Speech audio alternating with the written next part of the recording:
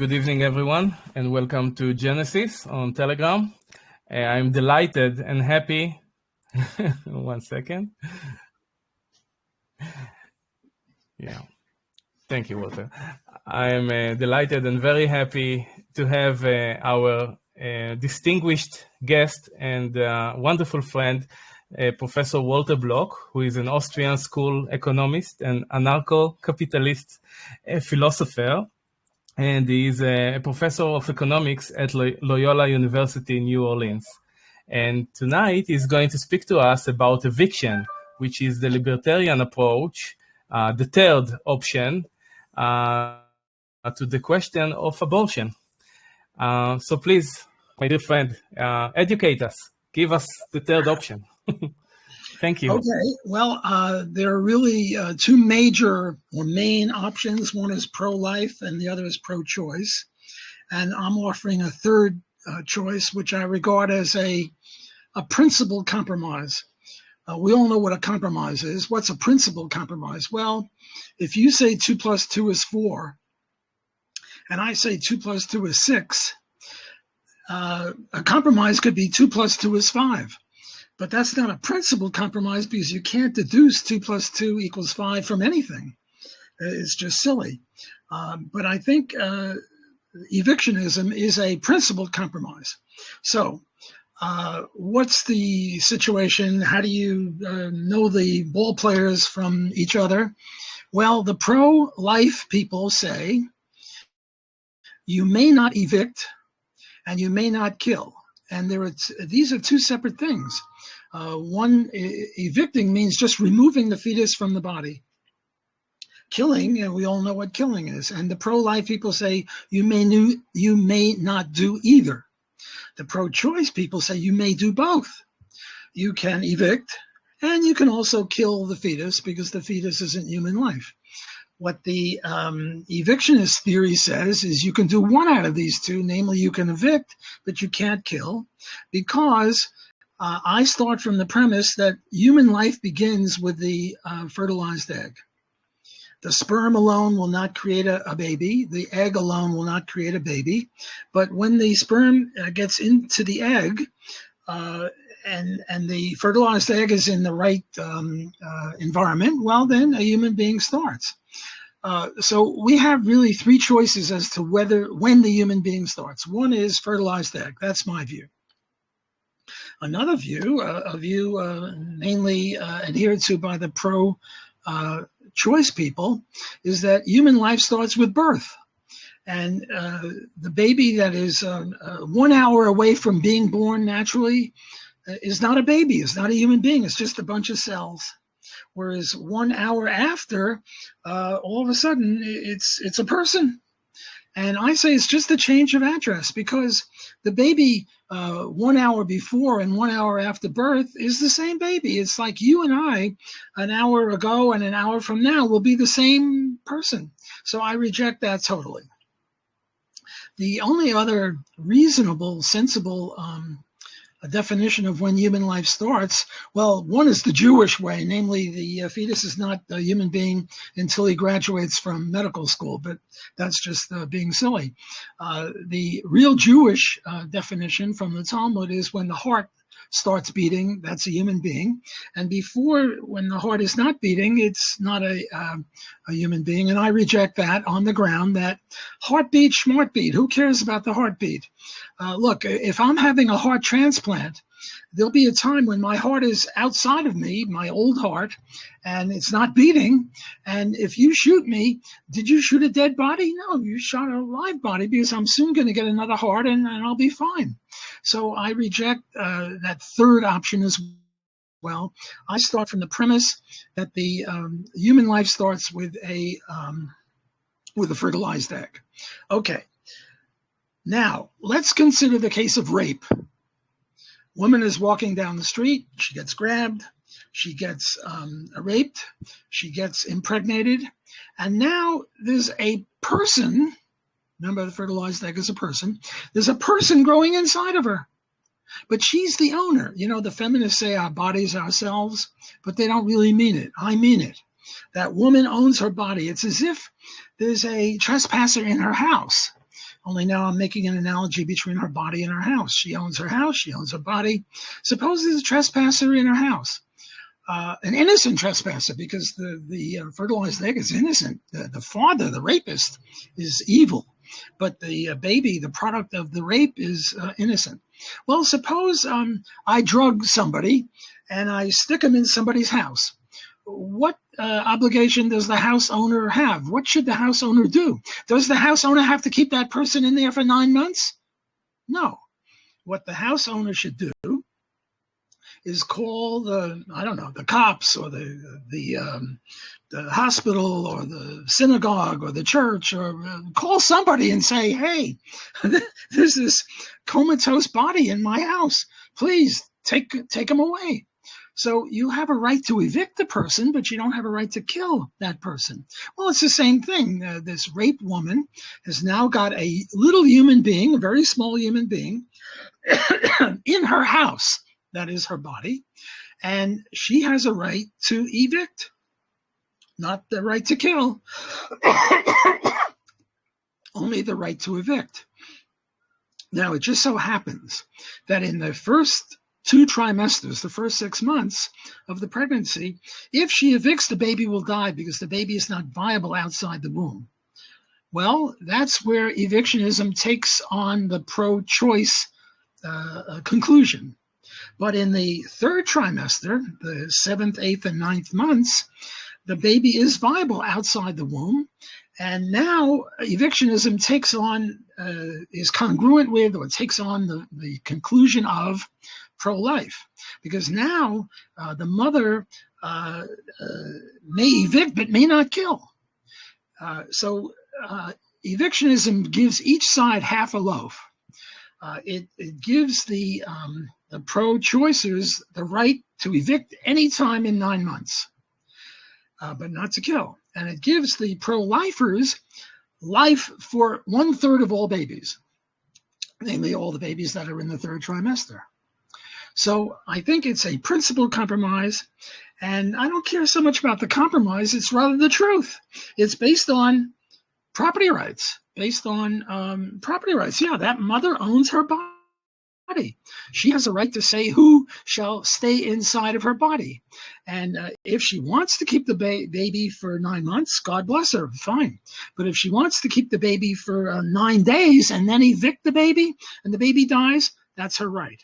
And if she wants to keep the baby for 8 months and then evict the baby, she is obligated not to kill the baby, unless the only way to evict, and if it's the mother's health at risk, and the only way to evict by keeping her health is to kill the baby, well, then she can kill the baby. It is a trespasser, and she's the owner of the property. But a lot of what the feminists say is, I don't want that man, that rapist's progeny to live.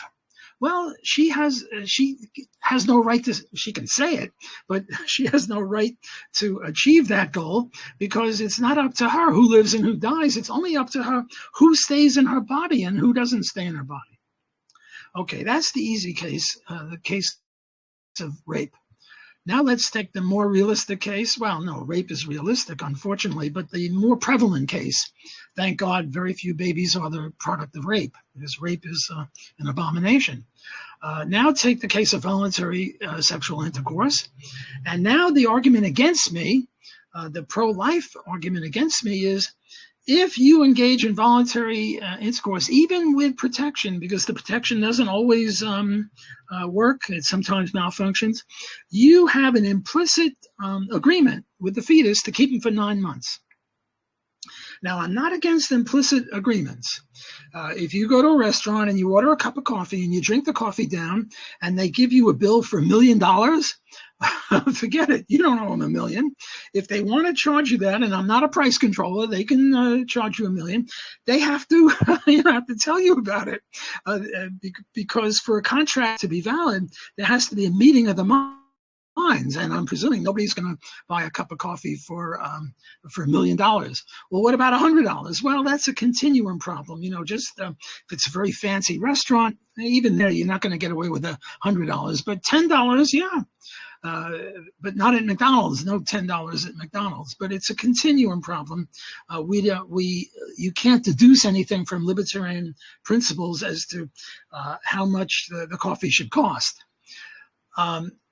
So is there an implicit contract between the mother and the baby that the mother will keep the baby going? There is one case where there's not only an implicit contract, there's an explicit contract, namely the host mother. So here's the host mother situation. The parents, the mother and the father, are infertile, or for some reason they don't want the wife to bear the baby. And they make a deal with this woman, the host mother, and they say, I'm going to put some sperm inside of you, however we put it in there. And now I'll pay you $20,000. And the contract is you keep that baby for 9 months. Well, she can't evict that baby because she's been paid not to. But forget about the host mother. Let's just take the ordinary case. A man and a woman have voluntary intercourse. And now the argument is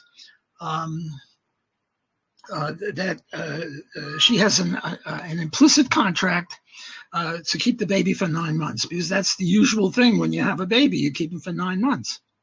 And my answer is no, there's no implicit contract, because for there to be an implicit contract, there have to be at least two parties.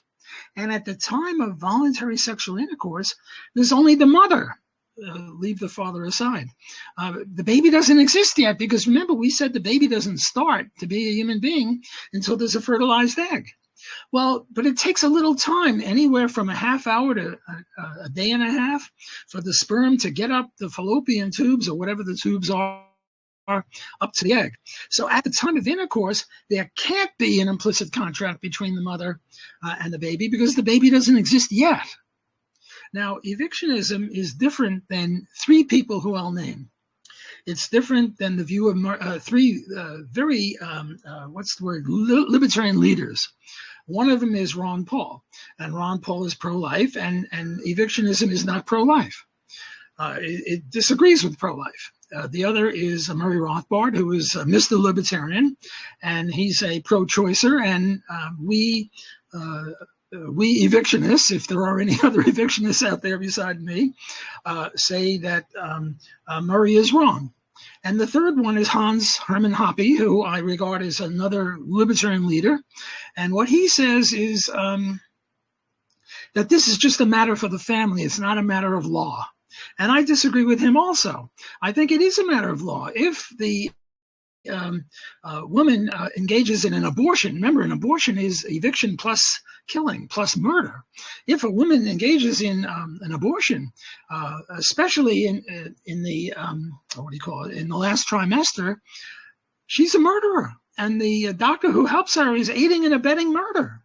So I disagree with all three of these libertarian leaders. I think that evictionism is the only correct position.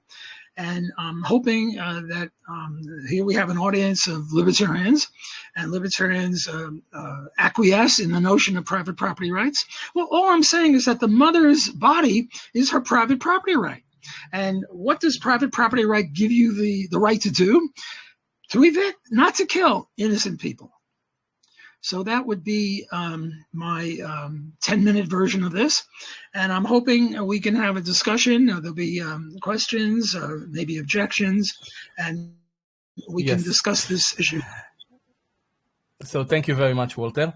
I understand that you're basically, as a libertarian, you're taking the legal approach, but I would like to ask about the morality of this of this behavior, because in the end of the day, there is the sanctity and the potential life of the baby, who can present eventually as part of the process of natural life. He can present agency of self-ownership. And if eventually the eviction, which is a very nice solution, considering that we have 1.5 billion murders already under abortion, so you just solved third of those numbers in the future. But what about the first two thirds?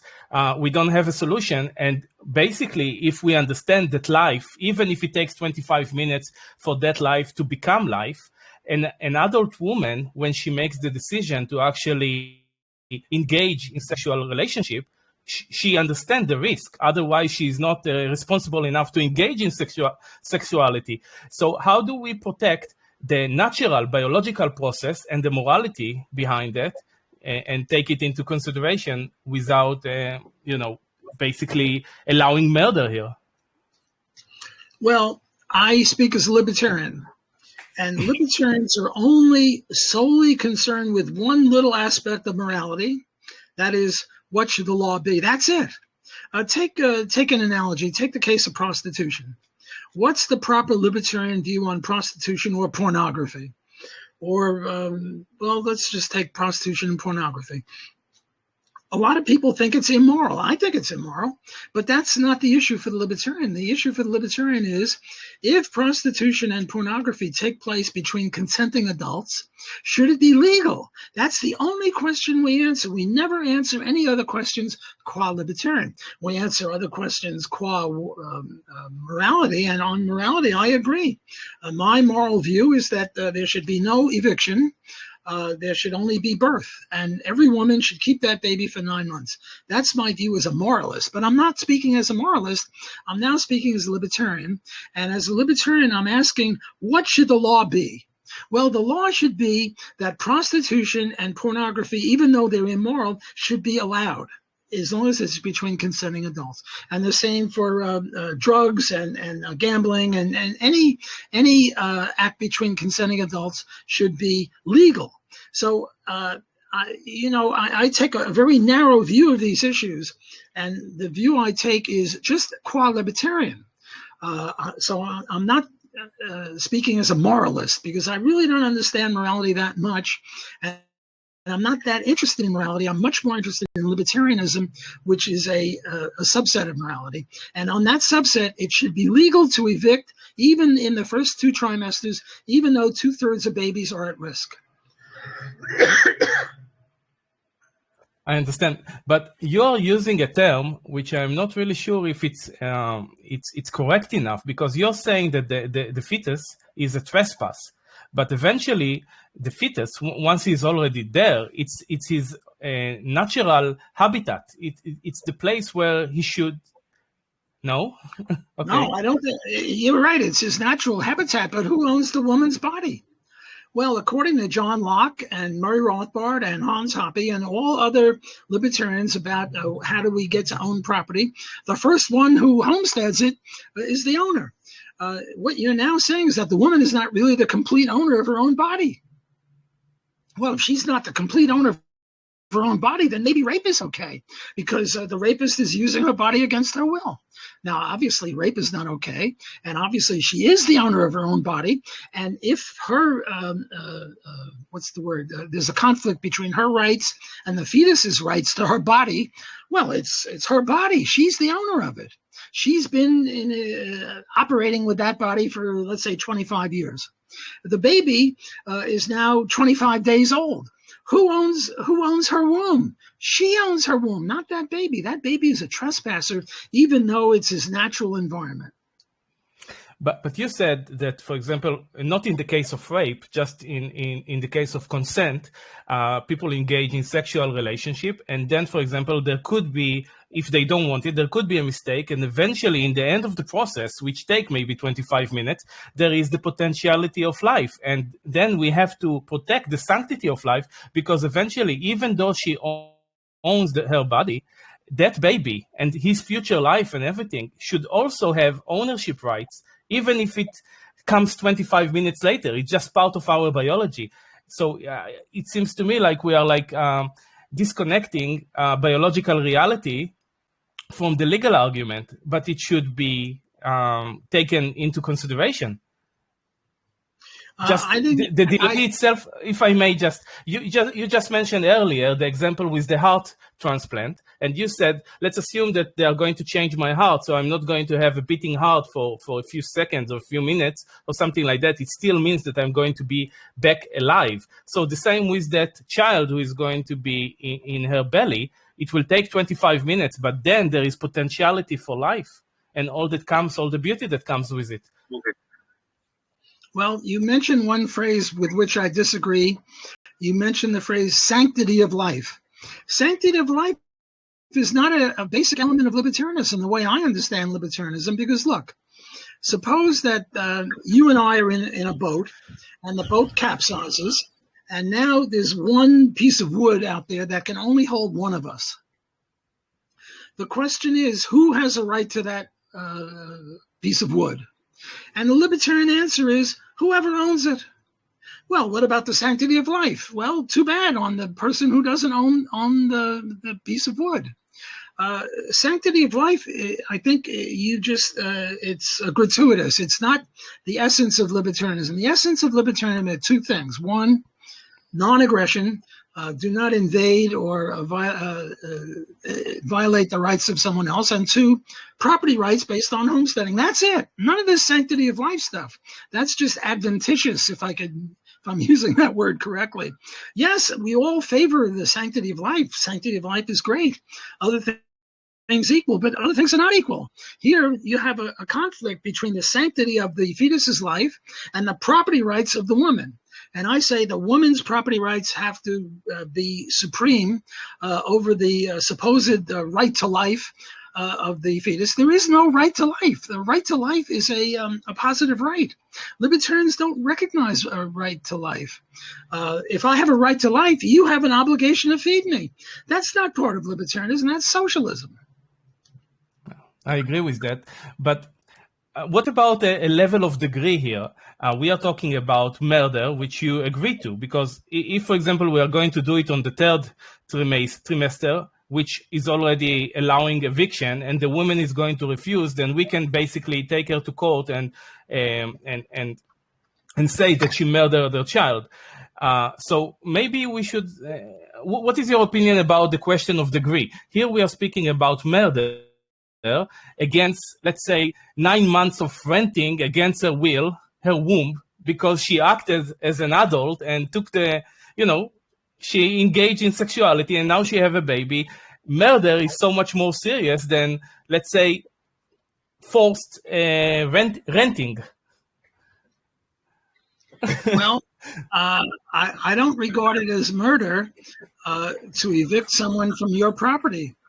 I don't see it as murder. I see it as just eviction. Now, it's true that the baby will die in the third trimester if she engages in partial birth abortion, where you pull out the leg first, and you pull out the arm, then you pull out the head. Namely, you kill the baby in the process of eviction. If she does that, she's a murderer, and the doctor who helps her to do that, or who does that for her, is aiding and abetting murder.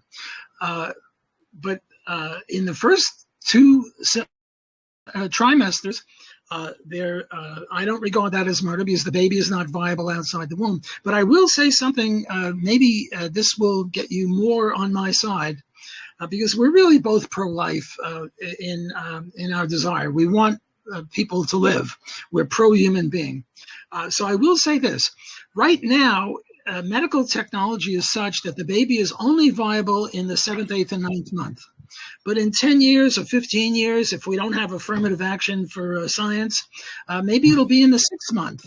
And then in the 5th month, you know that in 500 years from now, medical technology will be such that the baby will be viable as a fertilized egg, and all life will be saved. So I'm hoping to get people who are pro-life on the side of evictionism by saying time is on our side. As medical technology improves, the baby will be viable more and more months, additional months, and eventually the baby will be viable in every month. Whereas if we stick to the pro-life thing, well, the point is, that's just, what's the word, pragmatic or utilitarian.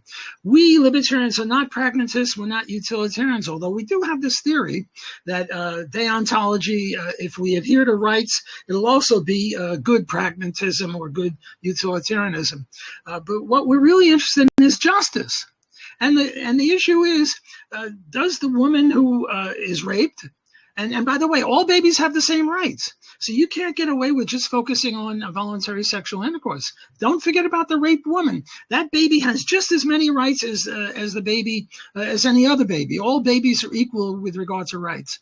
So you might have a psychological better case when you consider the voluntary sexual intercourse. But think of the rape. Here's a woman, innocent woman walking down the street. She gets grabbed, she gets raped, and now there's a person, a little person, growing inside of her. She has to keep that baby for 9 months. That's unjust. But I understand, but if the only solution is murder, then you solve the problem of rape with murder. It's like, but again, that's morality, and you say that libertarianism doesn't speak to that. Why is it actually that libertarianism is detached from the question of morality? Why shouldn't our freedoms and ability to contract with each other is not based on the standard of life itself and promoting and preserving life? Look, do you agree that prostitution should be legal? Yes. But it's immoral. Let's stipulate. But people should be able to use their bodies as they see fit. Right. And so should the raped woman be able to use her body as she sees fit. And she doesn't see fit to keep that baby for 9 months. But why is it that we care so much about property rights to begin with, unless, of course, it's the extension of the importance of life, the existence of life? I mean, existence exists, life exists within existence, and then we can extract the rights that we should have to protect and nurture our life. But if we go against life itself, then what's the point of protecting the property rights if life itself is not to be preserved as best as we can? Look, do you agree with me that Hitler should have been executed? Of course. Well, then what about the sanctity of life? Hitler was alive. But so don't give me the sanctity of life. No, but he did something. His actions put in danger, and he actually was responsible for the death of others. Look, if so life justice comes into the picture. if life is sanctified, Hitler was alive. He's a human being. We should not execute him. And yet justice requires that we execute him. And therefore, there is no sanctity of life. Okay, I understand that my argument about sanctity is broken, but in the same time, we understand justice. When someone initiates violence against someone else, he should answer to that. I agree. Okay, what would be Ron Paul's main arguments against your eviction idea? I don't know. He's never. It's interesting. I have a book on evictionism, and I have another book that I'm trying to find a publisher for, where I have maybe 10 or 15 different people who come up with different arguments as to why evictionism is wrong, and then I write an article saying why they're wrong. You get many different arguments, but I don't think any of them are valid. The arguments that you're giving are often given by other philosophers, namely sanctity of life. But life is not sanctified. Only private property rights and the non-aggression principle are sanctified for libertarians. Do you feel as a philosopher, because you are not only an sorry, forgive me for my English. Do you feel that the libertarian solution that you're offering is enough? Perhaps we need a little more, because morality as part of philosophy is also a very important branch. Shouldn't we find like a combination of the two? The importance of contracts, and at the same time to have a standard of life that, again, I'm going back to the same point because it's very important to me. But do you feel that the libertarian answer is enough to this important question? Yeah, I think evictionism is correct. I think it's just. And I think that if it's implemented, medical technology will move in the direction of earlier and earlier viability, and eventually all babies will be alive, even the baby of rape. You know that in 500 years, if we don't blow ourselves up before then, medical technology will be such that we'll be able to save all babies. Right now, we can only save 1/3, but soon, maybe in 10 years, we'll be able to save four ninths instead of 1/3, and then 5 ninths, and then 6 ninths, or 2/3. And eventually, all babies will be saved if we embrace evictionism. But that's just a pragmatic utilitarian argument.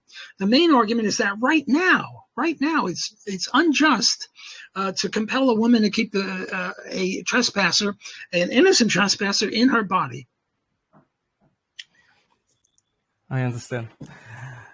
Wow, it's blowing my mind, because my mind is so completely focused on the question of, again, the morality of life, and it's hard for me to consider the fetus as a trespass, because I understand the legal definitions that you are giving, but in the same time, we, as people who are promoting libertarianism, we are biological entities, and the standard should be something that it has to do with life itself.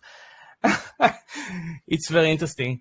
Walter, I would like to ask you a different question, if I may, just for the people who are not familiar with your work. Can you tell us a little more about how many books you wrote and what are your main subjects of interest? Yes. I think I've written maybe 650 journal articles in law reviews and economic journals. Wow. And I've written, I think, 32 books or 31 books, I forget, somewhere around there. And I must have written, I don't know, thousands of op-eds. So I'm very prolific.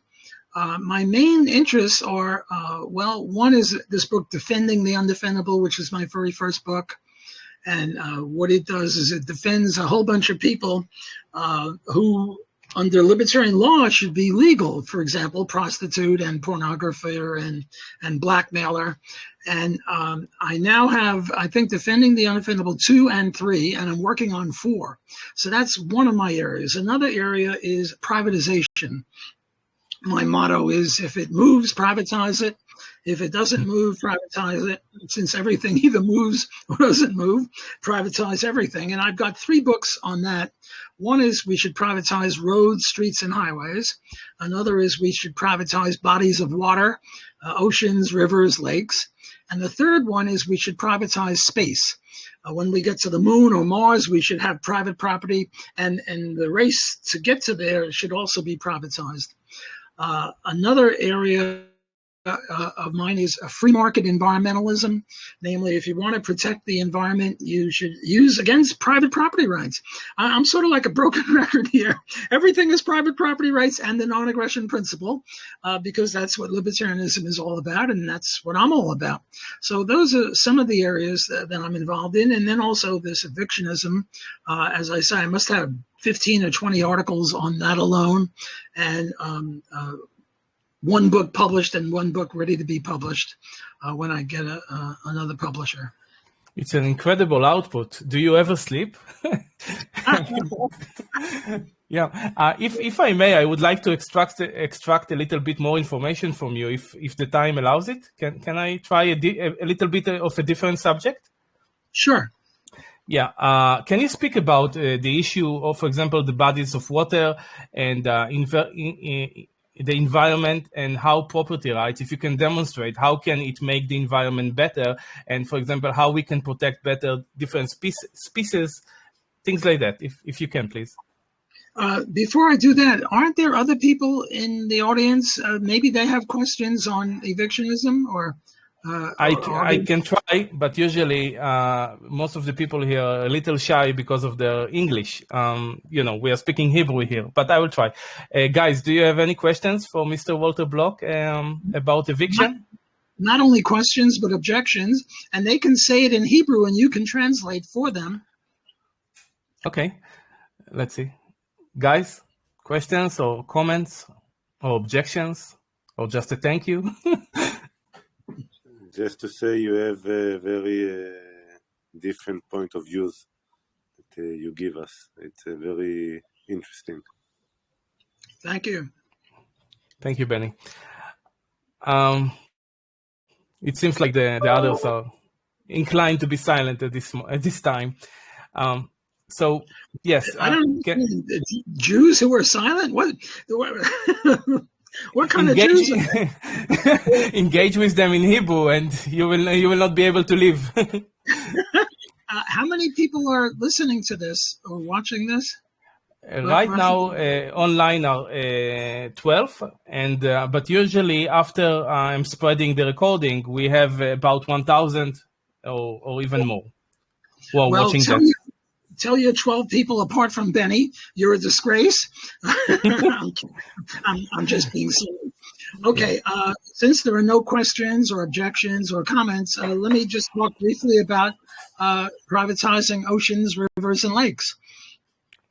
I'm in New Orleans. We had Katrina, a storm Katrina. It really missed us. It went about 40 miles east in Mississippi, but it killed 1,900 people. 1,900 people died in the aftermath of Katrina. Why? Because the levees, these are boards that keep the river away from the land, the levees fell. And who is responsible for the levees in the United States is the Army Corps of Engineers, namely the government. They're responsible for 1,900 people. Now, deaths. Talk about the sanctity of life. There's no sanctity of life, but still, we don't want people to die needlessly. Well, look, suppose there were a Mississippi River Corporation and they killed 1,900 people. Well, new owners would take over the Mississippi River because they'd be sued. They would lose their right. Look, if McDonald's hamburger killed 1,900 people, God forbid, we'd all go to Burger King or Wendy's or something else. And what makes the economy great, like shirts, we have pretty good shirts, pretty good eyeglasses, pretty good computers. Why? Because we have competition between different people. And if one thing doesn't work, you try something else, and profit and loss. That's why we have a good economy. But we don't apply that to the Mississippi River. Or to the Jordan River or the Nile River or any river. All the rivers should be privately owned. And then if they do a good job, they'll be able to buy another river or another lake or part of the ocean. And if they do a bad job, they'll lose. And then we'll have a better running of the river. Let's take the case of the Atlantic Ocean or the Pacific Ocean or the Mediterranean, which is near Israel. Right now, what you have is a tragedy of the commons. Nobody owns these bodies of water, and therefore you have overfishing. The cod and the whales are disappearing. My favorite example of that is the cow and the buffalo. The cow was always privately owned and never came within 1 million miles of being extinct. The buffalo, nowadays you can own buffalo, but before it was illegal to own buffalo. So if you shot a buffalo, it costs you nothing because you wouldn't have had the buffalo tomorrow anyway. Whereas if you slaughter your cow, you don't have a cow tomorrow that you otherwise would have had.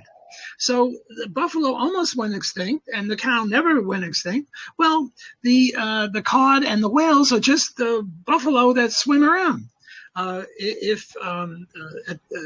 We have this thing called the tragedy of the commons. When it's owned in common, people overuse the resource. So we should privatize the oceans if we want to save the whales and save the fish. And this would be some of the inkling as to why we should privatize the water. Now, people say, well, you can't privatize water because water keeps moving around. Well, it's true. Water does move around. It goes up into the air through, what is it? Oh, I forget. What causes the water to go up? I'm sorry? Vapor. Water vapor. Yeah. Water vapor. And then it comes down in the form of rain, and it goes into the rivers, and it goes into the ocean. So there's this circularity thing. Mm-hmm. So people say, well, you can't own the water. Well, I think that we should make an analogy between water and land and say that water is just fast-moving land and land is just slow-moving water, because there is land that moves. mudslides and volcanoes, is moving land. And there is water that stays pretty stable, namely when it's an iceberg. Usually they stay put. So what I'm trying to do is make an analogy between water and land. Another example that I often mention is in the Soviet Union, there was, 97% of the land was owned in collectivized farms, and they produced 75% of the crops. And 3% of the land was privately owned in the form of gardens for the workers, and they produced 25% of the crops. So you see this gigantic difference. Well, it's the same thing with water and land. Water comprises, 75% of the surface of the earth, and land comprises only 25% of the surface of the earth. And on the land, probably 99% of the GDP is produced. And on the water, only 1% of the GDP is produced. Now, it's a little unfair because most of the people are on the land, not in the water. But all's fair in love, war, and privatization. I'm kidding around here. But there is a disproportionate between the productivity that we have on the water and the productivity we have on the land. And the land is much better because it's privately owned. And the water doesn't produce as much because it's not privately owned. So I say we should privatize it. Now, there are people like Robert Nozick, who was a very famous libertarian philosopher, who poo-pooed the idea of owning the ocean. He said, well, if you pour a can of tomato juice into the ocean, you just wasted your tomato juice. Well, how else are we going to get to own the ocean other than by the John Lockean method of mixing your labor with the resource? How would we determine who owns the Mississippi River? Well, one way is the riparian. Anyone who has land on the side of the Mississippi River gets to own a little bit of it, and on the assumption that they used part of the water. And then there are boats that go up and down the Mississippi River. Those people should own part of it. So the Mississippi River should have, 1 million owners, and it should be traded on the New York Stock Exchange. And the Mississippi River would then be just like any other piece of private property. But how do you solve the same, not with the Mississippi River, but with the Pacific Ocean? And how do you enforce and protect it and separate it into different properties? Well, that's a very good question. The Chinese are doing something interesting. What they're doing is they're taking little sandbars that are, when the water is high, it's covered, and when the water is low, you can see the sandbar, and they're building them up, and there are dozens of these all around the South China Sea. And what they're doing is claiming 12 miles around these little sandbars. Well, what they're doing is not privatizing, but they're nationalizing. And I think it's a step toward private ownership. How did they get 12 miles? Well, it used to be that the country that was on the water, like Israel, would get 1 mile into the water. Why? Because that's as far as a cannon could shoot. Well, nowadays we have cannon that can shoot all around the world. So I don't see why why we should use 12 miles. We should just use whatever the people use of the water. In other words, we're going back to John Locke. John Locke said that the way to privatize unowned land or unowned water now would be mixing your labor with it. And if you're a fisherman and you've been fishing there for 10 years, you should own a little bit of the ocean. And another argument against it is, well, the whales need miles and miles of well, the hell with the whales. We'll get the whales to go where we want them. We now have the technology to have electronic fences, and we can keep the whales where we want them. Now, look, you can't give a whale just 1 square mile because they'll die. They need more than that. But they don't need the whole ocean, although I'm not really a biologist. I don't know how much they need. But I'm giving an economic principle. Namely, I'm trying to apply what I know of privatization on the land and apply it to privatization on the water. It's a very interesting subject. I would like to take the opportunity and ask you 2 more questions about something else, which is still, of course, related to libertarianism. Can you explain to us the importance of the guardians? For example, someone is in the hospital, is basically good as dead, and his husband wants to unplug him from the machine. But obviously, that man still owns his life, and we should maybe ask for someone else who is willing to take the responsibilities as a guardian, because the key here is to guard, right? Can you speak to that a little bit? Yeah, remember I mentioned that I have 650 articles. One of the articles, or maybe two of them, I forget, is on this very issue. I forget the name of the woman, a 40-year-old woman who her brain wasn't working or brain dead. And the parents didn't want to pull the plug. The parents were hoping for a miracle, hoping for new technology, hoping for whatever. And the husband wanted to pull the plug, namely kill her. And the reason was he had another lady he wanted to get married to. And if this lady was still alive, it would be bigamy. Well, my view is, if you want to be a guardian, whether of a child or of a person who is childlike because she didn't have a brain working, you have to guard. And if you're guarding, then you're the guardian. But if you were the guardian, and I think the husband is more of a guardian than the parent, fair enough. And as long as the husband is guarding her, he should be the guardian. But once he says pull the plug, and there's somebody else who's willing to keep her alive, well, then I think the guardianship should have shifted from the husband to the parents or the siblings, all of whom wanted to keep her alive.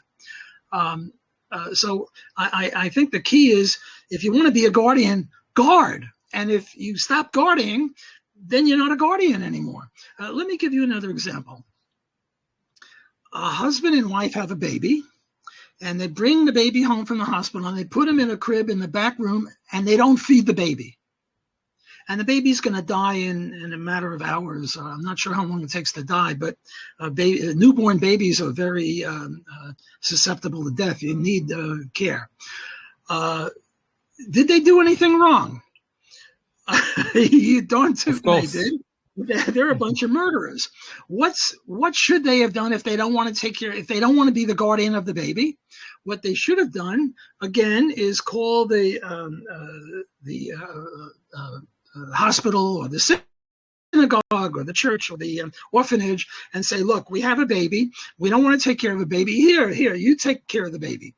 Now, the argument against this is that this seems like a positive obligation. And for libertarianism, there's no positive obligations. There are only negative obligations. You have no positive obligation to help anyone. The only obligation you have is to keep your mitts off of other people and their property.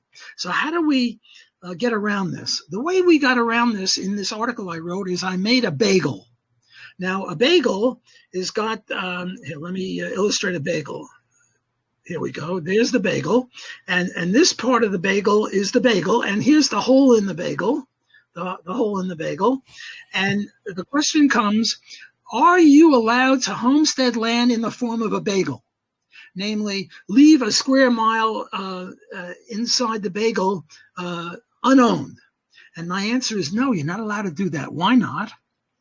Because if you do, you will then, and this is before the era of helicopters and tunnels and bridges, and the only way to get anywhere is with the surface. If you do this, what you are doing is controlling areas that you haven't homesteaded, namely the hole in the bagel, the inside of the bagel. So you're not allowed to do that. Well, now how do I relate that to the kid? The kid is like the hole in the bagel. Get that analogy? I'm now making an analogy between the child and a hole in the bagel. And what I'm saying is that the parents who are not feeding the baby, they are like the homesteader of the bagel. Namely, they're doing something illicit. They're precluding other people from getting into that hole in the bagel, or they're precluding other people from adopting and being the guardian of the baby. And you can't own children, but you can be the guardian of the children. And the way to be a guardian of the children is to guard the children.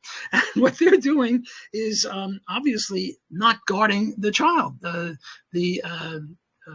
They're ignoring the child. They're not being the guardian, and therefore they're a bunch of criminals. So they have an obligation to bring the baby to the orphanage or to the hospital or to the fire department or the police or somebody like that. So that would be my answer to the question. And now getting this woman, this 40-year-old woman, was like a baby. And as long as the husband was guarding her, fine. But once he wanted to pull that plug, he is claiming ownership, or rather the guardianship of her, and not guarding her. So that would be a crime on his part.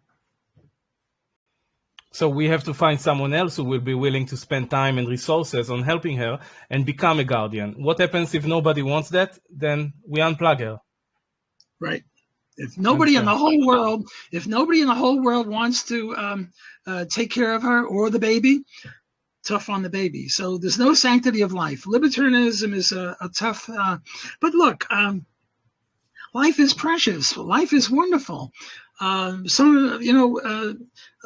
idea that a baby would die because nobody in the whole world would want to take care of a baby, or a woman. It's not reasonable. Yeah. It's very unreasonable. People are more decent than that. Yeah. Back to the eviction for a second. On the third trimester, if a woman doesn't want the baby, but she also doesn't want the eviction, can we take her to court and under first-degree murder? If the woman in the third trimester does not want the baby, she can evict the baby, and then somebody else will adopt the baby. The guardian, the baby. Yeah, but if she refuses to evict, she doesn't. She just wants the abortion, not the eviction. That would be first-degree murder, right? Yeah, yeah. And also the doctor who helped her do that would be accessory to murder. I agree, of course. Two more questions, if I may. Will you allow me? Thank you. Sure. One of the main concerns of the typical Israelis who are entertaining the idea of libertarianism, because we are surrounded with so many friendly countries here, is that if we are going to have this kind of free society, we are not going to be able to protect ourselves. And I'm trying to demonstrate to them that libertarians are the most dangerous people for two main reasons. Once, we are going to have the best and the most advanced weapons. And second, we are not going to play by the rules of war. So we are going to probably shoot the leaders who are even suggesting the idea of attacking us. And of course, those who are attacking a free state would like to try to take control of this, of the tax system and, all the milking mechanism that you can use to enslave and abuse the citizenship. But maybe you can offer more arguments on why a free libertarian society would be more protected and more dangerous than a state. Yeah, I agree with that. And I think the last interview I did with you was on my book on Israel. So yes. You know that I'm very pro-Israel. That's not an issue. Yes. Take the case in 1948. In 1948, the Jewish state was declared, and 1 day later or 1 hour later, 5 armies from the Arab countries attacked. Who defended Israel then? Was it the Israeli government? No, there was no Israeli government. It just it was the Irgun and the Stern and Leumai and other private defense agencies. They are the ones that beat off all those armies. So to say that you need the Israeli government to defend Israel goes against what happened in 1948. Now, look, again, I'm a big supporter of Israel, but I'm not really a big supporter of the Israeli mechanism for fighting. What's the expression? Israel wins all the wars but loses all the pieces. I mean, yes. At one time in 1956, the Israeli had the Sinai Peninsula. And they let Eisenhower give it back. What's this giving back? When one army attacks another army and loses, they lose the property that the other army took over. So the Israeli army, the Israeli government is a bunch of sissies and wusses. They never should have given back the peninsula. And then also Israel, the soldiers are only, say, twice as good as the Arab soldiers in hand-to-hand combat. I'm not sure it's twice, but they're a little bit better. But they're 10 times better using high technology. But they don't use high technology. They send in soldiers to fight. And talk about precious life. I think the Israeli soldiers are precious life, and they're being abused by the sissified Israeli government. Look, a rocket comes in from the Arab areas, and and they from the Gaza, and they send leaflets, and where is the army? Where is the rockets? The rockets from the Gaza are in the middle of a school or in the middle of a hospital, and the Israelis then put leaflets there saying "Go away." Look, if Seattle, no, if Vancouver started bombing Seattle, there'd be no more Canada. If Monaco started bombing Germany, there'd be no more Monaco. What should happen is whenever and I'm almost against the Iron Dome. Well, I'm not really against, but I'm ambivalent about the Iron Dome, because if there were no Iron Dome, what Israel would probably do, what any private defense agency would do, is one rocket goes this way, 20 rockets go the other way, and then all of a sudden there's no more rockets coming in.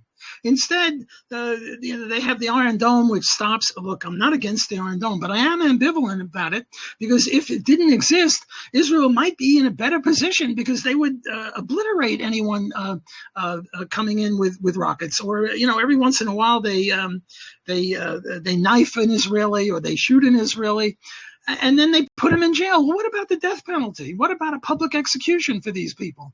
The Israeli government is very weak, and I think that a private defense agency would be stronger. So don't tell me that you need a government for protection. I think private enterprise is better than government in providing challah and gefilte fish and defense.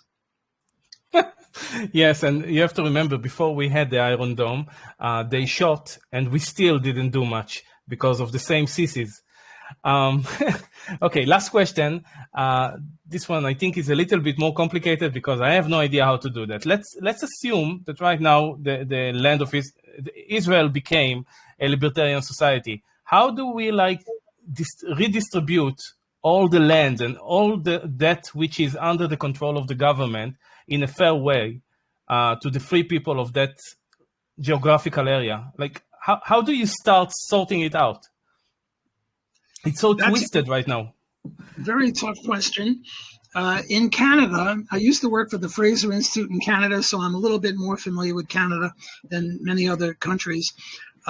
In Canada, there was this thing called BCRIC, BRIC, British Columbia Resource Investment Corporation, BCRIC.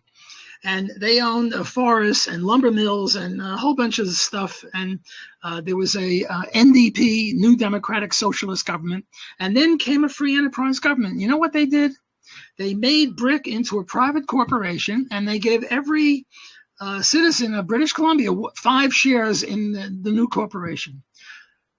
Was this good? Well, yeah, it was great to get it in the private hands. Should it have been 5 shares to everybody? Well, not really, because some people did a lot more than other people, so it was a little unfair.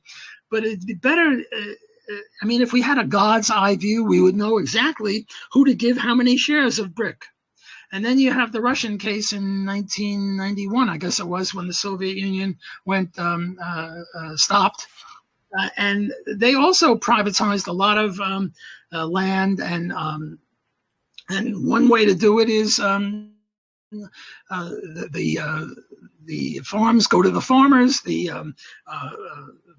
steel mills go to the workers in the steel mill, the colleges go to the professors who are working there. That's a way. You're never going to get perfection.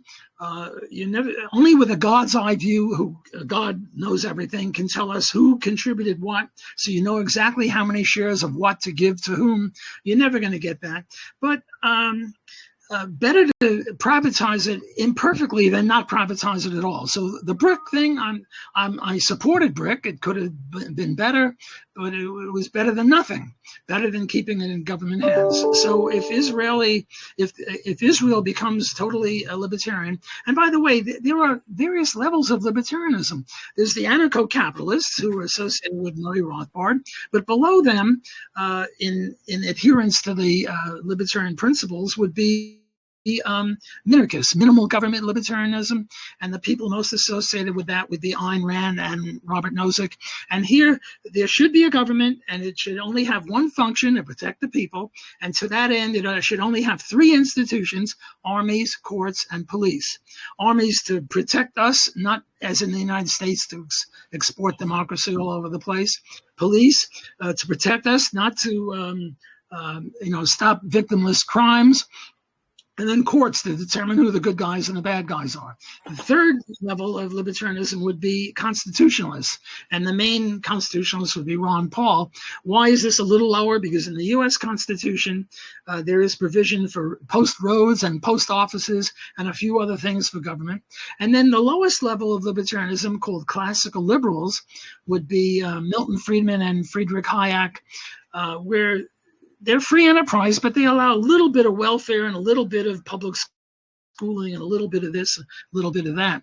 So there are various levels of libertarianism. And I would say anarcho-capitalists are only 1% of libertarians. The other three each have roughly 33%.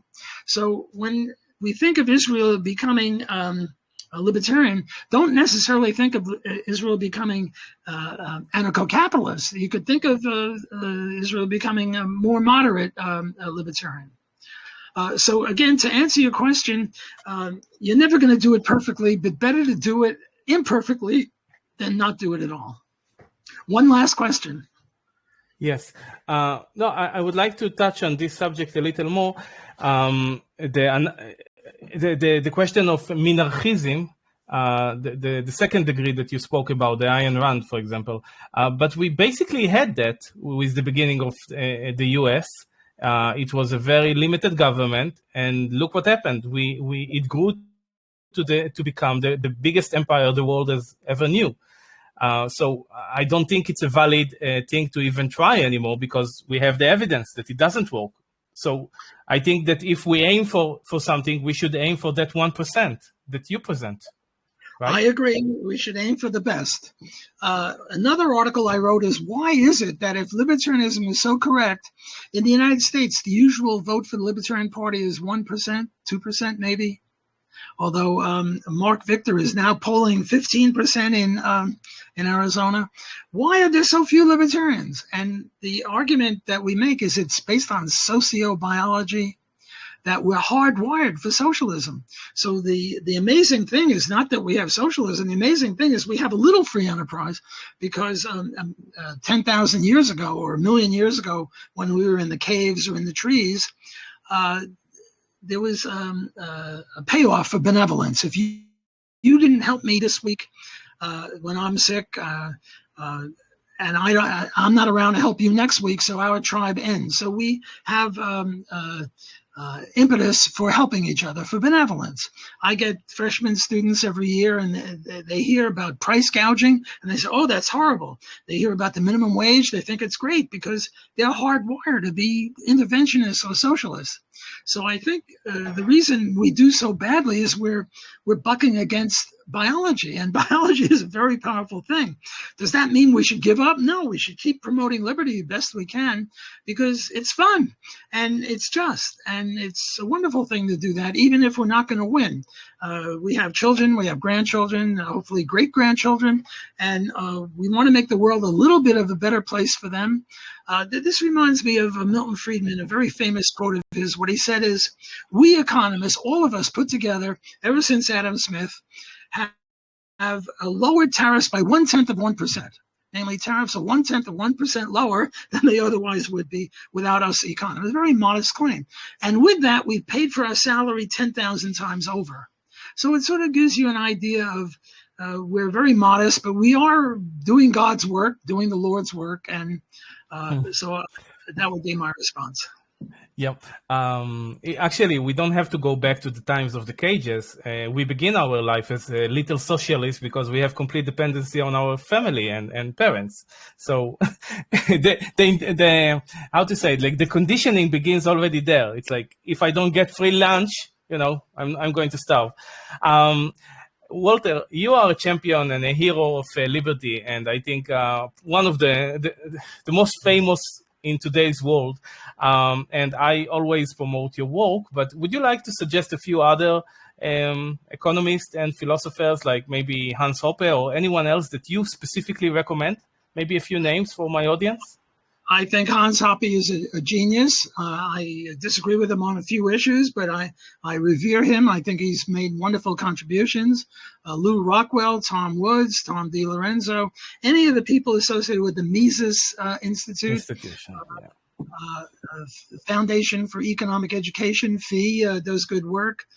The Independent Institute, Reason, Cato, these are all free market institutes, and they all have dozens, if not hundreds of people associated with them. So if you want to Google Mises Institute, Google FEE, Google the Independent Institute, the Acton Institute, Reason, Cato, and then you'll get dozens of people. My own mentor is Murray Rothbard. So if you're going to read anything, start with Murray Rothbard and Ludwig von Mises. Hayek is a wonderful person, even Milton Friedman. So those would be some of the people I would recommend. Is it true that you defeated Hayek in a chess game? I did, but my usual way of playing, I say, look over there. And when he looks, I grab his queen. No, I actually won. And also, I shook the hand of Ludwig von Mises, and I never washed it, so it's a little dirty. But if you shake my hand, you channel Mises. That's very nice. Walter, I will coordinate with you for next month. Maybe I can have the pleasure of having you again. I hope you will agree. So I will email you and we will choose a subject. And I would like to thank you from the bottom of my heart for your time and for your willingness to share your wisdom and all those beautiful things that you taught us tonight. And tell your 12 people, except for Ben, they're a bunch of bums. I always tell them that, and they remain silent. Okay, my friend. Thank you very much for your time, and I will see you next time. Take care. Have a beautiful evening. It was a pleasure. Thank you. האמת, חשבתי להגיב, אבל הדעות שלי לא התגבשו, כאילו, זה...